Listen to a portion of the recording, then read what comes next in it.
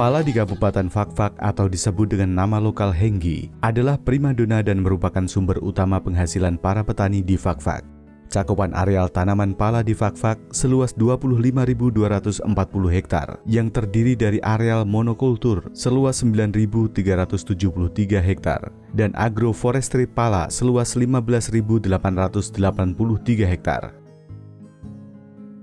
Seiring dengan upaya Indonesia untuk membangun ekonomi hijau yang mampu menggerakkan ekonomi di tingkat lokal, serta bagian dari strategi pemulihan ekonomi pasca COVID-19, kasus bisnis hijau pada pala di Fakfak dapat memberikan kontribusi penting jika dipertimbangkan dalam skala yang besar.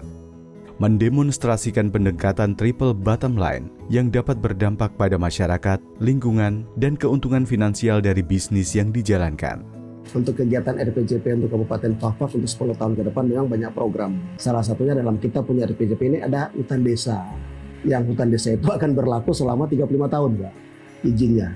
Kebijakan pemanfaatan oleh KPHP Unit 16 Fakfak kita dorong adalah pemanfaatan hasil hutan bukan kayu dan diantaranya adalah untuk pemanfaatan pala. Ada alokasi untuk masyarakat dalam berusaha dalam kawasan hutan sehingga kita harapkan tidak semua kawasan hutan itu dirubah, tapi tetap kita pertahankan sebagai kawasan hutan dengan program-program perhutanan sosial yang kita tujukan ke masyarakat, sehingga masyarakat dapat berusaha untuk mengembangkan pala terutama di daerah-daerah yang sudah kita adakan perubahan status dan fungsi kawasan itu. Berdasar dokumen bisnis hijau yang dihasilkan, kasus bisnis hijau dapat dilakukan dalam rantai nilai pala di Fakfak dengan memperhatikan tantangan dan kondisi terkini, serta identifikasi area yang spesifik untuk menilai kesesuaian lahan dan menyelaraskan dengan rencana tata ruang terbaru. Fokusnya terutama pada area yang dialokasikan untuk perhutanan sosial dan lereng yang tidak terlalu curam, serta menghindari area hutan lindung. Pemetaan ini sangat penting untuk dilakukan karena saat ini informasi terkait komoditas pala sendiri yang ada di Kabupaten Fakfak masih sangat minim.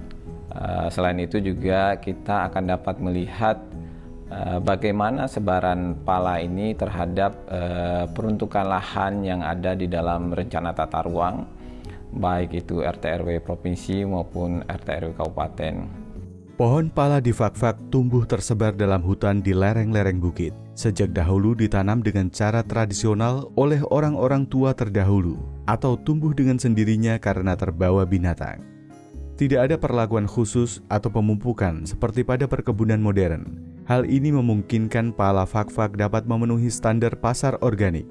Pala Fakfak ini adalah pala organik tanpa dilakukan pemupukan. Ini secara alami dilakukan masyarakat penanaman.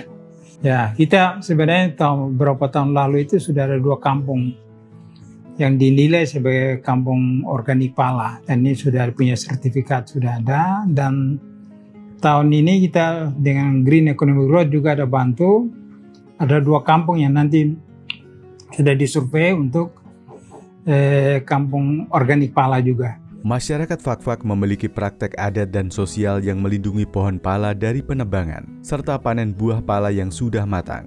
Ini selaras dengan nilai-nilai bisnis hijau. Kita pemilik pala ini panen di waktu memang harus dipanen, yaitu memang benar-benar pala itu sudah tua. Jadi ini kira-kira ini sendiri adalah tanda larangan. Tanda supaya orang tidak boleh peti pala muda, tidak boleh ambil sembarang. Orang punya ya orang punya, kau punya ya kau punya. Peti pala muda, jual muda akhirnya harga seturun. Lebih dari 2.000 ton biji pala dan fuli yang sudah kering dikirim keluar dari Fakfak setiap tahunnya. Proses pengeringan yang dilakukan saat ini masih menggunakan cara tradisional dengan metode asaran, yaitu pengasapan dengan kayu bakar. Pengeringan pala dengan pengasapan dan penggunaan kayu bakar mengaitkan rantai nilai ini dengan emisi karbon yang tinggi.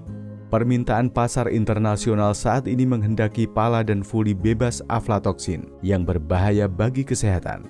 Salah satunya hanya dapat dicapai dengan pengelolaan proses pasca panen yang baik dan mengubah cara pengeringan. Ada kaitan antara proses di awal sampai di akhir untuk menciptakan suatu produk yang baik. Nah, proses di awal sendiri adalah proses dari petani, di mana petani harus menciptakan kualitas pala yang baik. Pala yang baik yang seperti apa? Yang dia pala yang siap panen.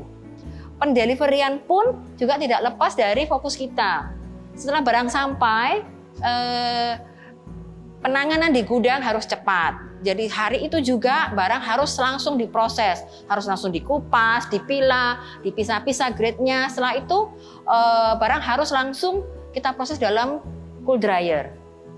Sejak tahun 2019, program ekonomi hijau bekerja sama dengan pemerintah daerah dan melibatkan beberapa stakeholder di tingkat lokal dan nasional untuk terus berinovasi dalam mengelola proses pasca panen pala dengan membuat rumah pengeringan tanpa menggunakan proses pengasapan.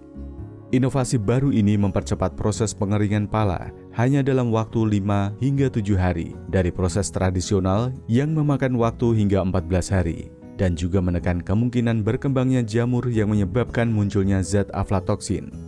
Praktek penggunaan teknologi hijau ini dapat terus dikembangkan, menciptakan peluang kerja hijau baru bagi pengumpul, tenaga rumah pengeringan, dan pemeriksa aflatoksin serta pedagang, seiring dengan meningkatnya permintaan pasar pala fak-fak untuk pasar ekspor.